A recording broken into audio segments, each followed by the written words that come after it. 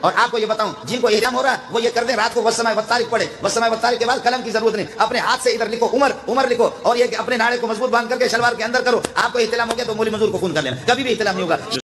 مولوی آپ کو احتلام ہو گیا تو مولی منظور کو فون کر لینا، کبھی بھی احتلام نہیں ہوگا۔ السلام علیکم یا عالم دید، آپ نے سنا مولوی منظور مینگل صاحب کو کہ یہ ایک مردانہ ٹیمے کا نقطہ بتا رہا ہے کیا؟ مولوی منظور مینگل کی اس گفتگو کو سنا، میں یہ سمجھتا ہوں کہ شرعی تقاضوں پہ تو دور کی بات ہے، یہ اخلاقی اور فطرتی تقاضوں سے بھی اس کی گفتگو دور ہے۔ افسوس ہمارے معاشرے میں حلیے کو عالم سمجھا جاتا ہے، کلیے کو عالم نہیں سمجھا جاتا۔ بے شک سیرت رسول اللہ صلی اللہ علیہ وآلہ وسلم ہمارے لیے نمونہ حیات ہے، اس میں کوئی دو رائے نہیں، کوئی شک نہیں ہے۔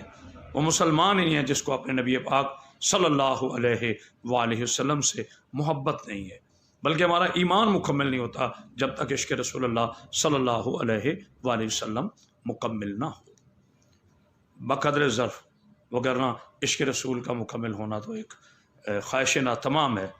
کون جانے شان اس آقا کے کہ بعد از خدا بزرگ تو ہی قصہ مختصر۔ میں جو گزارش کرنا چاہتا ہوں وہ یہ ہے کہ دیکھیے جناب علی علیہ الصلوۃ والسلام کا ایک پاکیزہ ارشاد پاک ہے، اگر ہم جناب علی کے اس قول کو اپنے زندگی کا آئینہ بنا لیں، اپنے دستور حیات کا اسے عزم بنا لیں، تو آج کبھی ہم فرقہ واریت کی بےمانی زنجیروں میں نہ الجھیں۔ آپ فرماتے کہ یہ نہ دیکھو کون کہہ رہا ہے، یہ دیکھو کہ کیا کہہ رہا ہے۔ جب تک میں آج بتا رہا ہوں، اب ہاتھ جوڑ کر، ہاتھ اٹھا کر نہیں، اپنے معزز عالم اسلام کی نظر کر رہا ہوں، مولانا کے اس جملے میں توہین صحابہ شامل ہے، اور افسوس افسوس افسوس کہ ہم عدل سے کام نہیں لیتے، ہماری آنکھوں پر فرقہ واریت کا چشمہ ہے، ہم ذاتیات کو نشانہ بناتے ہیں، ہم بات پر کبھی غور نہیں کرتے۔ یہی جملہ اگر ملت جعفریہ میں سے یعنی ملت تشیع میں سے کسی نے کہا ہوتا تو اس وقت ملک میں آگ لگ جاتی، FIRs ہوتی، عدالتوں میں لے کے جاتے۔ میرا سوال ہے کہ ایک اہل تشیع یہ جملہ کہے تو وہ مجرم ہے، اور کیا کسی اور مسلک کا بھائی یہ جملہ کہے تو وہ عبادت ہے؟ توہین توہین ہے، چاہے کوئی بھی کرے۔ توہین کا تعلق مسلک سے نہیں ہوتا، انسان کی ذاتی سوچ سے ہوتا ہے۔ میں اکثر جملہ کہا کرتا ہوں کہ مسلک کوئی برا نہیں، برے مسلک میں ہوتے ہیں۔ اور یاد رکھیے، مسجد میں جانے والے نمازی چور نہیں ہوتے، چور نمازیوں کے روپ میں آ جاتے ہیں۔ اسی طرح اس تاریخ اسلام سے جو یہ ظلم ہوا ہے وہ یہی ہوا ہے کہ یہاں پر ایسے لوگوں نے آ کر اپنے مسلک کا پرچار کیا ہے کہ جن کا کردار ان کے گفتار کے مطابق نہیں ہے۔ جہاں گفتار اور کردار میں فرق ہو، اسی کو نفاق کہا جاتا ہے۔ دوستو یاد رکھیے، آج ایک ترتیب بتا دیتا ہوں، اگر اس ترتیب پہ غور کر لو تو انشاءاللہ فرقہ نہیں رہے گا۔ اللہ وحدہ لا شریک ہے، نہ اس سے پہلے کوئی اللہ ہے، نہ بعد میں اللہ ہے، نہ قیامت تک کوئی اور اللہ ہوگا۔ وہ اپنی ذات میں، صفات میں لا شریک ہے۔ میرا نبی محمد مصطفیٰ صلی اللہ علیہ وآلہ وسلم خاتم النبیین ہیں، اور ان کی آل اطہار صاحبان درود ہے، صاحبان عصمت ہے۔ جناب علی علیہ السلام ولی العالمین ہیں۔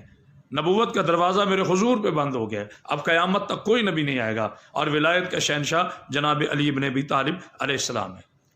اور صحابہ رسول، اصحاب محمد صلی اللہ علیہ وآلہ وسلم ہمارے سروں کے تاج ہے، اور صحابہ رسول نوکران مصطفیٰ ہے، آل محمد خون مصطفیٰ ہے صلی اللہ علیہ وآلہ وسلم۔ غلاموں کو امام نہ بناؤ، اماموں کو غلام نہ بناؤ، کبھی فرقہ نہیں ہوگا۔ جس جگہ کا جو مقام ہے وہ رکھو۔ یہ گھڑی ہاتھ کے لیے ہے، سر پہ رکھنے کے لیے نہیں۔ یہ انگوٹھی انگلی میں پہننے کے لیے، پاؤں پہ رکھنے کے لیے نہیں۔ یعنی ظلم کی ایک یہ بھی اور عدل کی ایک یہ بھی تعریف ہے کہ چیز کو اس کے مقام اور معیار کے مطابق رکھنا، یہی عدل ہے۔ ہم مولوی منظور کے اس جملے پر سراپا احتجاج ہے، اور عالم اسلام کو اس بات کا نوٹس لینا چاہیے کہ توہین کسی بھی ذوات کی ہو، مقدسات کی ہو، وہ توہین کہلاتی ہے۔ ہمارا سلام ہو نبی پاک صلی اللہ علیہ وآلہ وسلم پر، جنہوں نے پتھر کھا کے بھی امت کو دعائیں دی ہیں۔ میرا سلام ہو اس کی پاکیزہ آل اطہار پر، جن پر اللہ نے درود واجب قرار دیا ہے، اور جن پر درود بھیجے بغیر کسی کی نماز مکمل نہیں ہوتی، جن کے محبت کے بغیر کسی کا ایمان مکمل نہیں ہوتا۔ صاحب یاد رکھیے، تعصب میں اتنا آگے نہ چلے جائیے کہ آپ کو پتہ ہی نہ چلے کہ آپ قرآن کی آیت کے خلاف جا رہے ہیں، حدیث نبوی صلی اللہ علیہ وآلہ وسلم کے خلاف جا رہے ہیں۔ اور ایک بڑا اہم جملہ کہہ رہا ہوں، یہی جملہ ہے، بنیاد ہے فرقے کی یہ جملہ، اس پہ غور کیجیے گا سامنے محترم۔ یہ نہ کہیں کہ جو میں بیان کر رہا ہوں یہ شیعہ مذہب ہے، یہ نہ کہے جو میں بیان کر رہا ہوں یہ سنی عقیدہ ہے، یہ نہ کہیں جو میں بیان کر رہا ہوں یہ اہل حدیث اور دیوبندی عقیدہ ہے۔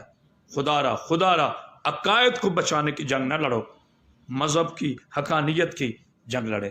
اپنا کردار اس قدر بنائے کہ کافر بھی آپ کا کردار دیکھ کر مسلمان ہو جائے۔ بے شک جہاد کا میں انکار نہیں کرتا، مگر تلوار کا جہاد آخری صفت ہے۔